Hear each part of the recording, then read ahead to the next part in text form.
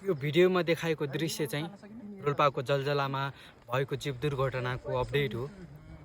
जलजलामा भएको जीव दुर्घटनामा अहिलेसम्म 20 जनाले ज्यान गुमाइसकेको भन्ने कुरा आएको छ। अनि त्यो घटनामा एउटै घरको 7 जना परिवार पनि पर्नु भएको छ भन्ने कुरा पनि आएको छ। हामी यो घटनाको बारेमा सुन्ने मान्छे त यसरी भाबियोल भएका छौँ। जुन परिवारले बेहोर्नु पर्यो, जुन परिवारले भोग्नु पर्यो, उहाँहरूलाई कति गाह्रो भएको छ होला, कति पीडा भएको छ होला, त्यो हामी कल्पना पनि गर्न सक्दैनौँ।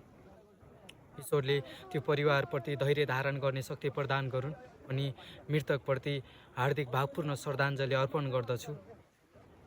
नेपालमा सकेसम्म यस्ता खालका दुर्घटनाहरू नहुन् भन्छु मैले चाहिँ।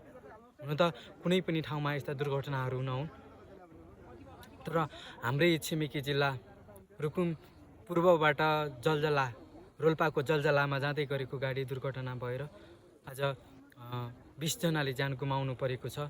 यो खबरले एकदम हामी दुखी छौँ। आज बिहान मैले फेसबुक खोल्दै गर्दाखेरि एउटा दिदीको भिडियो देखेको थिएँ। उहाँ नेपालगञ्जमा हुनुहुँदो रहेछ अनि माइती पक्षको चाहिँ सबै त्यो दुर्घटनामा पर्नु भएको रहेछ। उहाँले भन्दै हुनुहुन्थ्यो, म कसरी आउँथ्यो माइतमा, अब खाली घर बाहेक अब मेरो माइतमा कोही पनि रहेन। मलाई त्यो कुराले असाध्यै पीडा भएको थियो। दिदीलाई पनि एकदम सहन सक्ने शक्ति प्रदान गरून् ईश्वरले।